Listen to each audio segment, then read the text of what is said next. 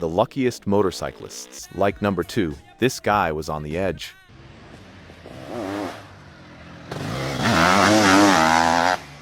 And number 1, this guy is definitely lucky to be alive.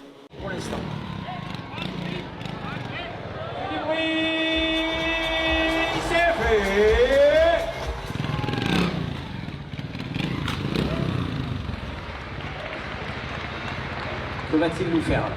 Que va-t-il nous faire, Colin?